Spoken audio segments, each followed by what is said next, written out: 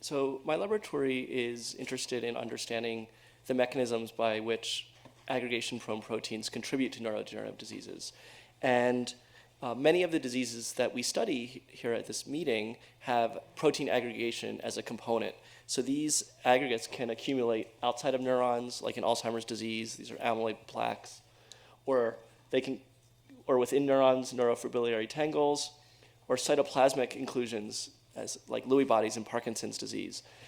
And then ALS is also characterized by insoluble proteinaceous aggregates in the degenerating motor neurons. These aggregates can actually even accumulate within the nucleus. These are polyglutamine aggregates in Huntington's disease. So different diseases have different proteins that misfold and aggregate in different regions of the brain. And we're trying to figure out what are the cellular pathways that are affected when these proteins misfold and aggregate.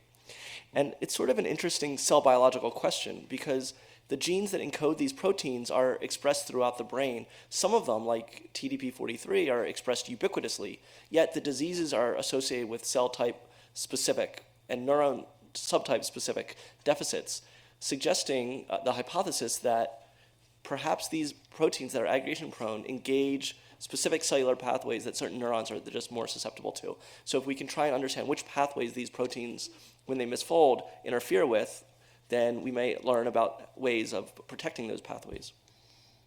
And the approach we're taking to study these diseases is a little bit unusual in that we're using as our model system the budding yeast Saccharomyces cerevisiae. And I hope over the next few minutes to try and convince you that even though it's a really simple model system, they don't have a spinal cord and they don't have a brain. It's just a single cell that grows by dividing. But even though it's simple, I think we can learn some important aspects, some specific features that are very relevant to disease.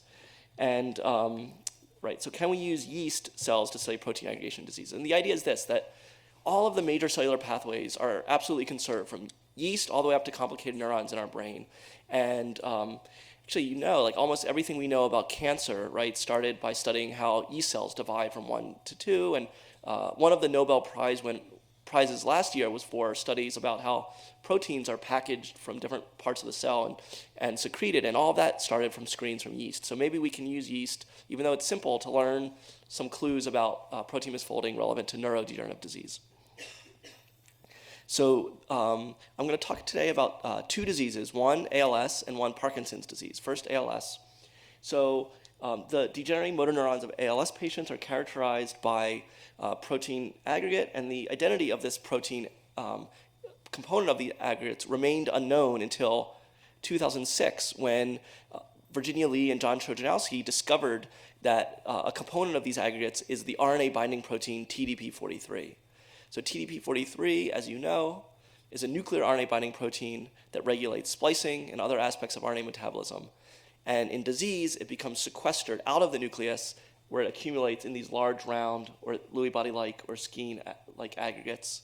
And its processing is also abnormal. So on an immunoblot, it's normally 43 kilodaltons, but then it gets abnormally processed in disease. So following the discovery of a role for TDP43 in the pathology, geneticists converged on the TDP43 gene and identified mutations in TDP43 that are causative for some familial and sporadic forms of the disease. So the conjunction of pathology and genetics has focused all of our attention on understanding how TDP43 and TDP43 misfunction may contribute to neurodegenerative disease. So the first experiment we did to try and see if we can use yeast, this simple model system, to learn a little bit about TDP43 was we just took human TDP43 and we fused it to the green fluorescent protein so we can track where in the cell it goes, and we expressed it in yeast cells. And we did this under the control of a strong but inducible promoter, so we can turn on the expression of TDP43 or turn it off. And this is a yeast cell, this is its daughter cell budding, and when we expressed TDP43 in these yeast cells, we saw these large cytoplasmic inclusions shown here.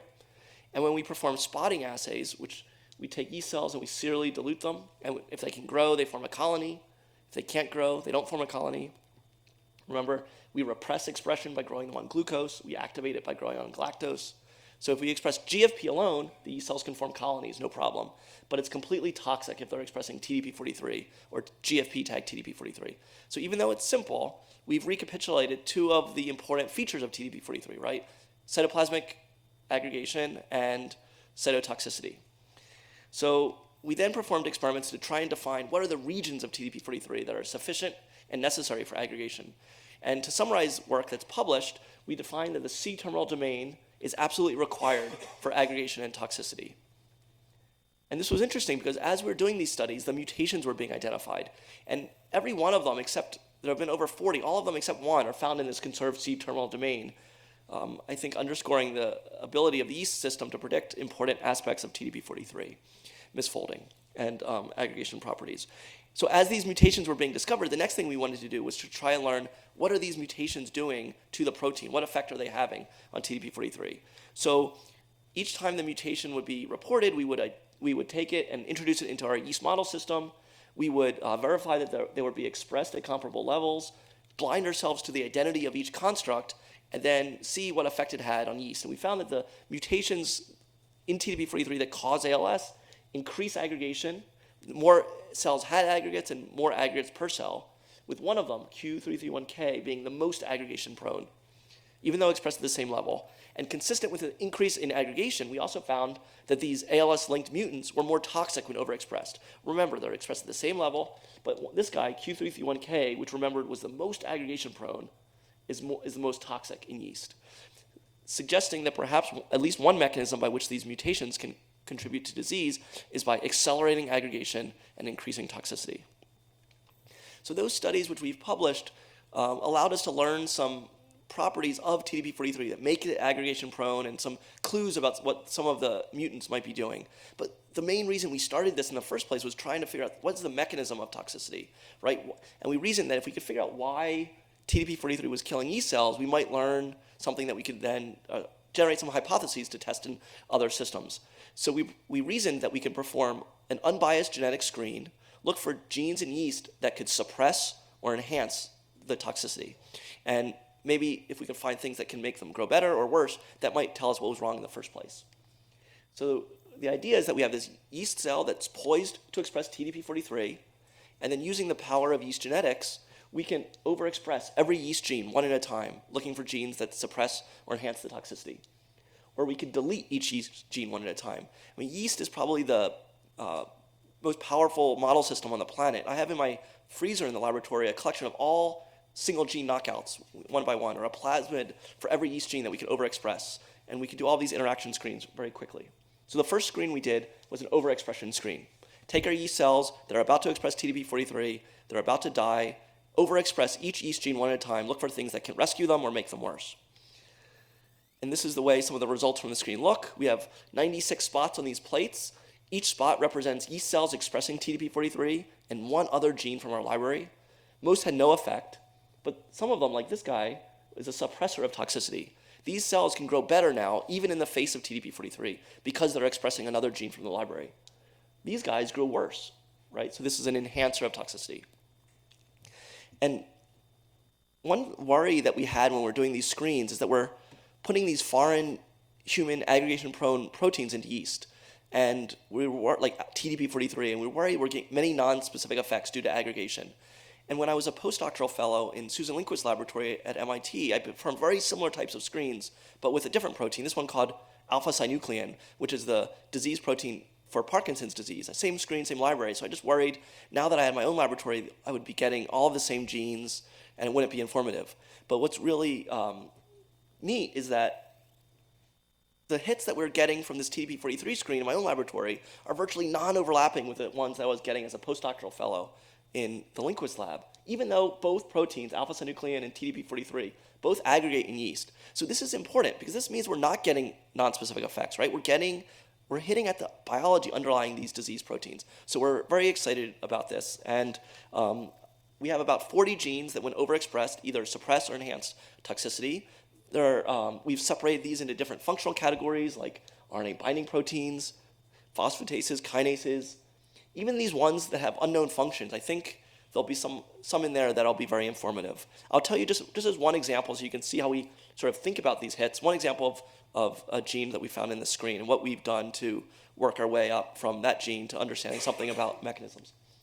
So it's called PBP1, and we found it was an enhancer of toxicity. So if I overexpress PBP1, it makes TDP-43 expressing cells grow slower, shown here, Again, it's specific. It didn't affect the toxicity of alpha-synuclein or a mutant form of Huntington. That was overexpression.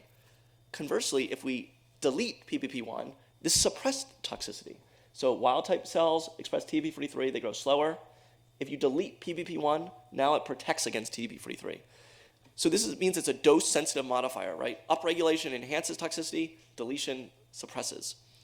We focused initially on PPP1. It was the first gene we worked on because it's the yeast homolog of a human gene involved in another neurodegenerative disease called spinocerebellar ataxia 2, and the gene is called ataxin 2. It's one of these polyglutamine disease genes like Huntington. And what that means is there's a trinucleotide repeat within the coding region of the ataxin 2 gene, CAG, which encodes the amino acid glutamine, or Q, or poly-Q. And it's normally about 22 long. But if this gets expanded to greater than 34, it causes spinocerebellar ataxia 2. So 22 glutamines, or sometimes 23 is normal. Greater than 34 causes SCA2. We wondered, given our connection from the yeast screen and some other work that I'm not showing you, what about something in between? Could that be associated with ALS? In other words, could expansions longer than normal, but not past the SCA2 threshold, be associated with risk for ALS? So to test that hypothesis, we collected about 1,000 ALS patient genomic DNAs and about 1,000 controls, designed PCR primers flanking this region, and we amplified these, cloned them, sequenced them, and counted the number of CAGs. We now do this in a little bit different way, where we can incorporate a fluorescent tag into one of the primers, and then we can separate the PCR amplicons from 96-well plates, and you can see in this individual both alleles, one copy from mom, one from dad, both alleles have 22 CAGs. This individual, one is 22, one is 23. But we started to see expansions in the ALS cases, like 27, 30, 32, 33. And the data quantified here, out of 980 controls, we found 14 of them with repeats greater than or equal to 27. But we found about 5% of our ALS cases with intermediate length repeats between 27 and 33. We do see some controls shown in blue at 27, but greater than 27, we've only found 3 control individuals in our collection. And we've never found a control individual greater than 31. So we propose that intermediate length ataxin 2 expansions are a new genetic risk factor for ALS. And what's neat is that other laboratories are using independent ALS patient populations from around the world are seeing similar results, that expansions of the poly-Q stretch in ataxin 2 are associated with risk for ALS. So we're very interested in trying to understand the mechanisms by which ataxin 2 and TDP43 interact, and how that poly-Q expansions in ataxin 2 can contribute for risk for disease. So that was the one exciting new thing, not our work, but it's just coming out, is that Rosa Rademacher's laboratory has identified that ataxin 2 poly-Q expansions in combination with C9orf72 mutations may modify the phenotype. So as you know, and as we'll hear, mutations in C9orf72 can cause FTD or ALS, or both FTD and ALS. And it seems in this work that the co-occurrence of an ataxin 2 expansion can promote more of an ALS phenotype than FTD or FTD-ALS. So we're very interested in trying to figure out how ataxin 2 may be interacting with C9orf72 pathology. So that was just one gene from our yeast screen, right? And so we're very excited to go back to the laboratory and work on projects to try and figure out how the other genes may be working and what they may be telling us about TDP43 biology, and if we can learn anything new about pathways involved in TDP43 pathogenesis. But at the same time that we were working on TDP43, another ALS gene was identified, and this also encoded an RNA-binding protein. And this is called FUS, or fused in sarcoma. And like the day after this paper came out, because yeast is very fast, the day after this paper came out, we have a collection of all these human genes as cDNAs. We quickly made a yeast expression vector and fused it GFP and did all the experiments I was telling you with TDP43, and we saw FUS also aggregates in the cytoplasm. So it's not just any RNA binding protein will do this. So if you express these other RNA binding proteins in yeast, they don't aggregate. But FUS did, and TDP43 did, and it was toxic, and we did all the screens, and we learned a lot about FUS. But that also made us realize that FUS, and this is a theme of this meeting that I hope we'll discuss, is that FUS and TDP43 are very similar proteins, right? They both have these RNA recognition motifs. They both have these glycine-rich regions.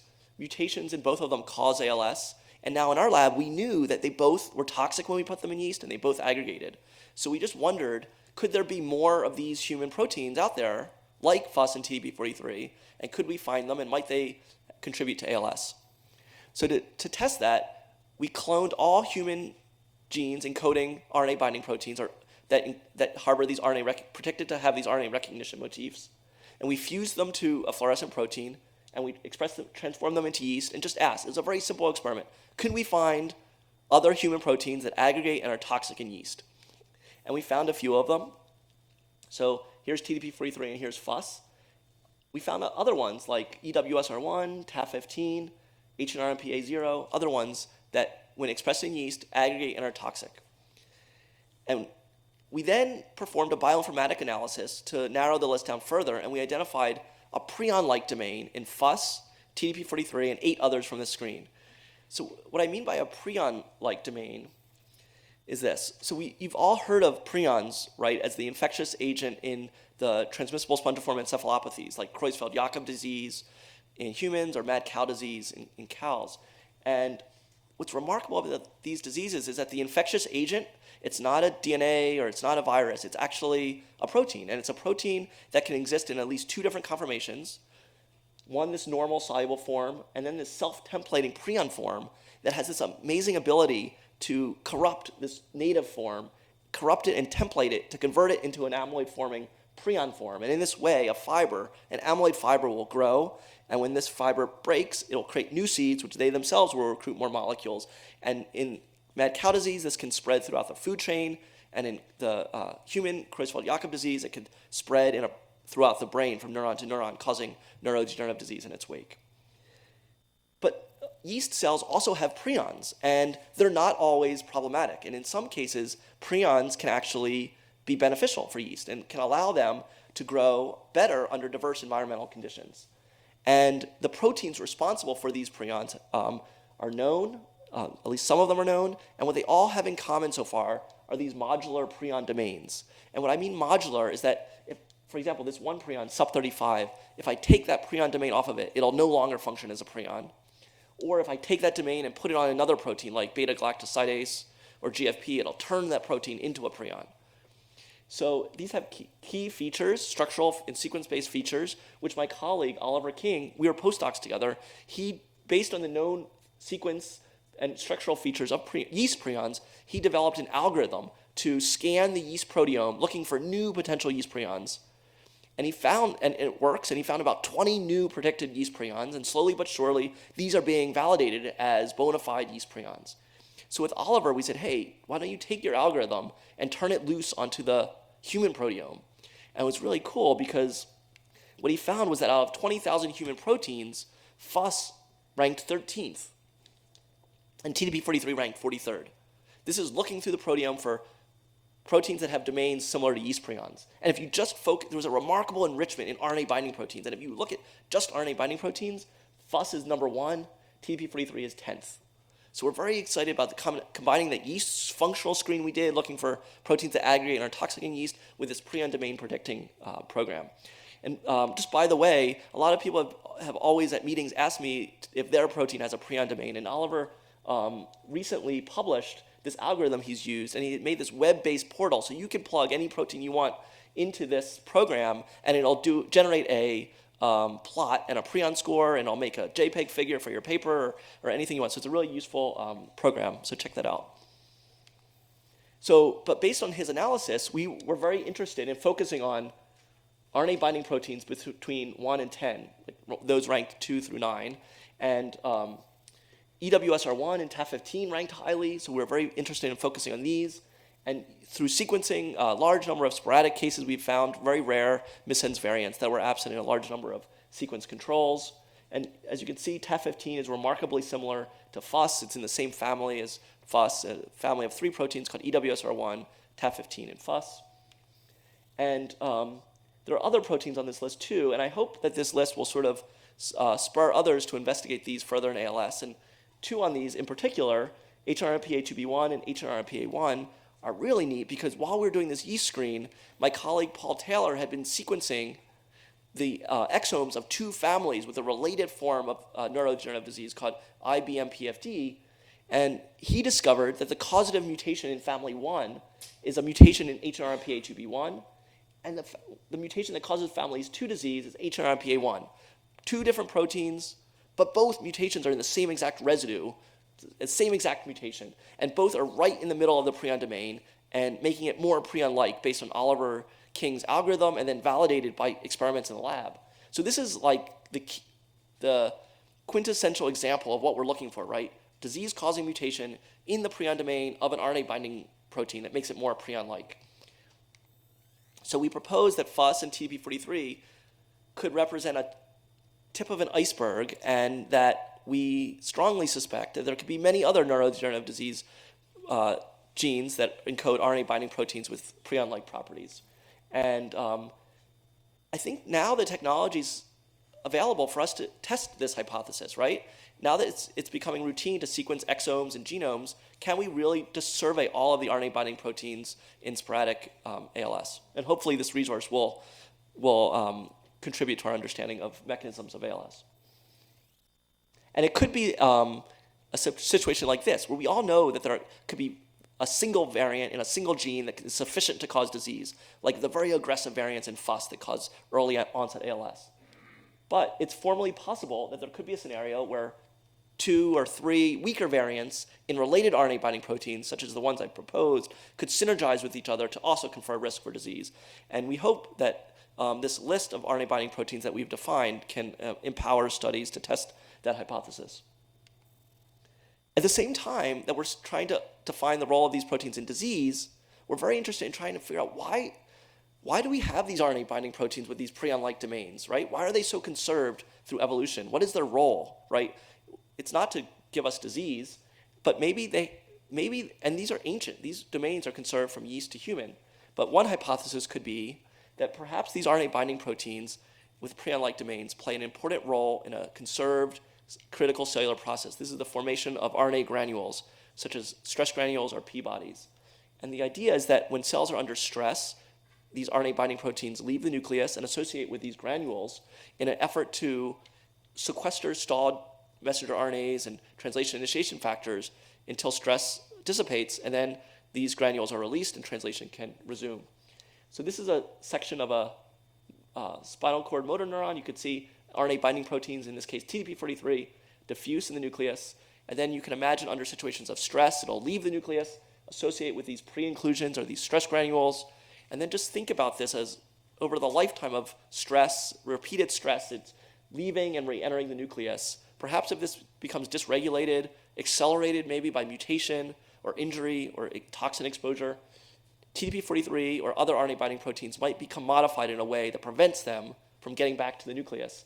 And now they accumulate in these large round or these skein-like aggregates and are depleted from the nucleus. So in this way, we really think that these stress granules are like the crucibles of ALS, because really they go into these granules.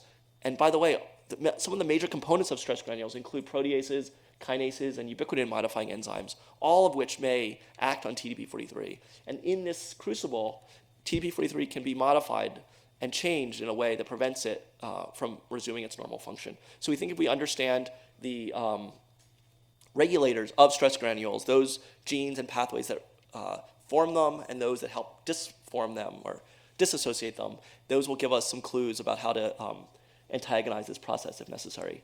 And it seems that many of the ALS disease proteins that were in this room we're interested in studying play an important role in stress granules. And so I think understanding both the normal function of this process, maybe even identifying additional components and regulators of stress granules will be informative for disease.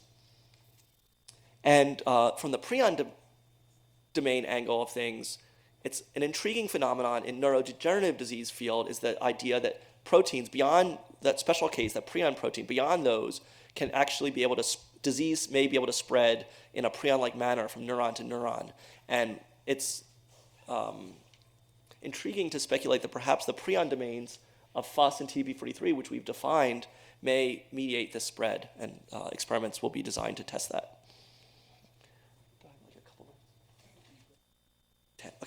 Okay, so, great, 10 minutes. Okay, so can we use yeast to study some other ALS disease genes? So C9orf72 we're going to be hearing a lot about, and are there ways to study this in yeast? And this is all, for the rest of the talk, this is all like lab meeting style, unpublished, just preliminary ideas, just to help get us excited and talk about new ideas.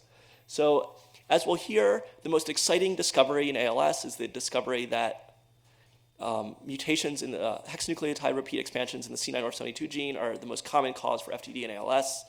And we'll learn a lot at this meeting about the mechanism. An intriguing new aspect of this is that it seems that this long repeat can be translated in all 6 reading frames in a non-ATG dependent manner, and those peptides that are formed are actually aggregation prone. So the mechanism by which those may contribute to disease is unknown. Can we model this in yeast? So we can express some of these dipeptides. This is a repeat of glycine alanine with 50. We can express them in yeast, and they form these foci. And then we can ask the following questions. Are these toxic? And if they're toxic, we can do all those screens I was telling you about to figure out why they're toxic. If they're not toxic, we can do screens to find out why they're not toxic. We can find suppressors and enhancers of this. It's interesting that in the pathology, actually, the most abundant dipeptide pathology is in the cerebellum, it seems, and that's pretty preserved in ALS, so maybe there are mechanisms in the cerebellum to protect against or to tolerate dipeptides, so we may be able to uncover that if it's conserved in yeast. And then does RAN, this repeat-associated non-ATG translation, does this occur in yeast? So if so, then we can find the regulators of this, and we'd like to know, is it just general translation machinery that causes the dipeptides, or are there specialized auxiliary factors? And if there are auxiliary factors, then we can design ways of targeting those to not block total translation, but specifically block RAN translation.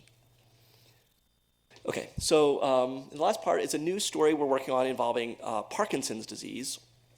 It also involves an RNA-binding protein. So Parkinson's disease is the second most common neurodegenerative disease. It's caused by selective loss of dopaminergic neurons from the substantia nigra. Like ALS, there are genetic forms of the disease, and there are mutations in these genes that have been identified as causative of some rare familial forms. And the question, like we ask in ALS, the question in Parkinson's disease is, do the genes that cause familial Parkinson's disease interact with each other, or do they just function alone? There's emerging evidence that some of them, like Parkin and PINK1, can genetically interact. Studies in Drosophila. When I was a postdoctoral fellow, I discovered that this uncharacterized yeast dwarf, YLR291W, suppressed alpha-synuclein toxicity. It turns out YLR291W is the yeast homolog of Park9. So that's another example. Park9 and alpha-synuclein interact. But the question still stands, what about some of the other ones? So the 2 newest Parkinson's disease genes are VPS35, which encodes retromer, and although more controversial, another gene implicated in Parkinson's disease is EIF4G1, which encodes a translation initiation factor. So VPS35 is a member of this complex called retromer, and which sorts proteins from endosomes back to Golgi, and EIF4G1 is a scaffold protein for the assembly of translation initiation factors. So nothing would make us think that these proteins should have anything to do with each other, right? But what's interesting is they both are conserved to yeast. So we wondered, because we've always been doing these screens where we're putting these foreign proteins in yeast. Now, finally, something comes along where there's real yeast homologs. VPS35 is the same in yeast. EIF4G1 is called TIF4631. We could delete each of them. They're fine. They grow. So we said, why don't we perform synthetic lethal screens? Look for knockouts that cause toxicity and together with the deletion of either of these. And what's really amazing was when Nipesh did these screens, we're just trying to do them independently for 2 separate projects, but he got a surprising overlap in the types of genes and pathways, and then a really significant overlap in the actual genes that were interacting with both. So nothing would have made us suspect that they would have anything to do with each other, and then the genetics is suggesting they may have similar functions. He didn't get VPS35 and TIF4631 synthetically lethal with each other, but then this led him to try all these other combinations of genetic interactions, and he discovered this really cool and powerful one. So if you overexpress TIF4631 in wild-type yeast cells, there's no effect. But if he overexpresses it in a VPS35 mutant, it's completely toxic. So this is a really strong interaction. It's really tight because if he does it, again, yeast overexpressing in VPS35 is toxic. Overexpress the human homolog, EI4G1, is also toxic. And you can rescue it by putting back either yeast or human VPS35. So it's conserved. And it's not, and remember VPS35 is a component of this retromer complex. Sorry, deleting other members of this retromer complex also confers toxicity. So this suggests that whatever the toxic effect of overexpressing this translation factor is, it's being negatively regulated by VPS35, okay? So to try to figure out how this is working mechanistically, we hypothesized that perhaps upregulating this translation factor causes defects in translation, which might lead to misfolded proteins, which the retromer complex and VPS35 normally combat. So to test this, we performed 3 experiments. First, we looked to see if misfolded proteins accumulate, and they do. Using the sensor of misfolded proteins in yeast, HSP104-GFP, we see the accumulation of these foci. So misfolded proteins are accumulating. Some of them, we reasoned, could be membrane or ER proteins, which may cause activation of the unfolded protein response. So if we delete key regulators of this response, we see toxicity. And then if we actually measure the activation of the unfolded protein response using UPR-ELAC-C, we see an upregulation specifically in this genetic background, suggesting that in the absence of retromer, overexpressing this initiation factor leads to misfolded proteins. We next wanted to know downstream, what is the client of VPS35? So we hypothesized that sortilin proteins, which are implicated in other neurodegenerative diseases, but also conserved in yeast called VPS10, maybe because they normally sit at the Golgi, look for misfolded proteins, and then send them to the vacuole for degradation, lysosome in mammalian cells. And maybe if you lose VPS35, you can't get sortilin back to the Golgi, so for subsequent rounds of protein misfolding. So we reasoned that if you lose VPS10, you may have similar effects as loss of VPS35. So indeed, if we delete VPS10, it's sensitive to either EIF4G1 or TIF463 upregulation. But what's remarkable is that if we overexpress VPS10, even in the absence of VPS35, we completely rescue all of these defects, suggesting that VPS10 sortilin is functioning downstream or parallel to this. We extended our studies to C. elegans with my Stanford colleague Kang Shen, and we found in the neuron of C. elegans very similar genetic interaction.